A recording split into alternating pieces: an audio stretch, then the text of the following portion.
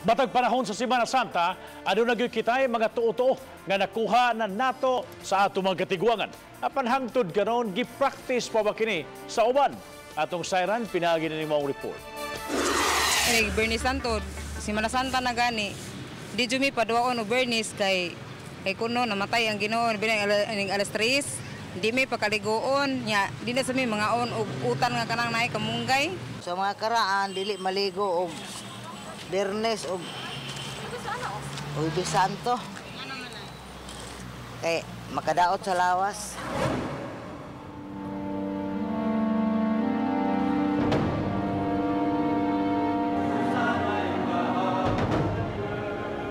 Matag panahon sa Semana Santa, dili gayud mawagtang sa uban ang mga tuo-tuo. Daw matud pa nga tinudlo o bakaha nakuha na kini sa mga katiguangan. Sama na lang sa dili pagkaligo sa Biyernes Santo. Kung dili kuno gusto nga maluya ug magkatungtom ang panit. Laing tuo-tuo ang paglikay nga masamad atol sa Semana Santa kay kuno dugay maayo. Apaning nagkamodernong panahon, aduna pa baka gihapoy mutuo niini. Ubay-ubay kami gipangutana kabahin niining mga tuo-tuo diin giuna namo pagpangutana ang mga tiguang.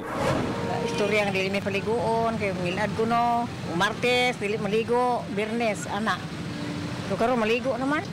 Sahay mosunod, sahay po dili. Ay wala di ko motuo ana ay kanang dugay maayo ka na masamad ta. Ang ato ang importante diha nga magampol lagi ta nga dita disgrasya mo na ito pagtuo.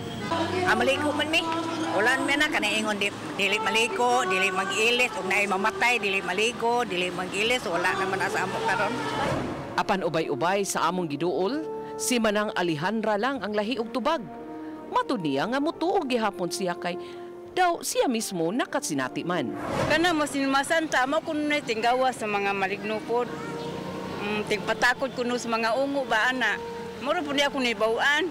Pero mutuo ka na na. Mutuo ko kay naay natabo sa mo nga gipanguanan bitaw. Kato ko wapuha sa una nga kanang gibugno bitaw og kanang abat di ko mutuo ana ma'am yung masama di maayo. Mutuo ko ana mga maayo ra na ma'am oy kay panalinginan as Ginoo man og mohap sampai sa kaniya ba. Ang dugay maayo di ay kuno. Ang dugay maayo kanarang di ka makampis mong samad nga wala mo tambali. Gisunod namo ang mga millennials og mao kini ang ilang tubag. Muna jay trademark sa usa ka kuan lugar. Kuan mo sabay ra sa mga kung size tinab mga isultes mga tiguang karon. Kasi nagkontrol niya anak. Kanang koan, kanang parents rasad. So una noon kanang magagmay pa mi kay matawa. Di pwede masamad. Bito kay kuan, dili na. Dili no. Nao sa pagbata noon te. Di mi mga ligo pero karon maligo naman mi kay teens tarabam.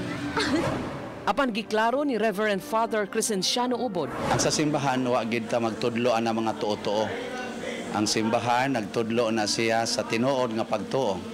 Nya kana mga tuo-tuo bunga pud na sa una sa pagpaningkamot sa mga katiguangan nga ang mga batan-on ba dili bitaw sila mulaag.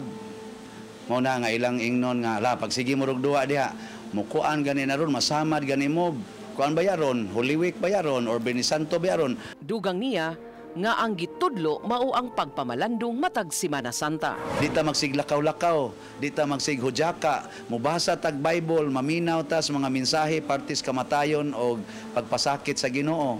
Aron nga mulawom ang atong pagtuos Ginoo. Uban ni Lian Singkulan og Jovel Obiso, Chelo Valiena, Balitang Bistak.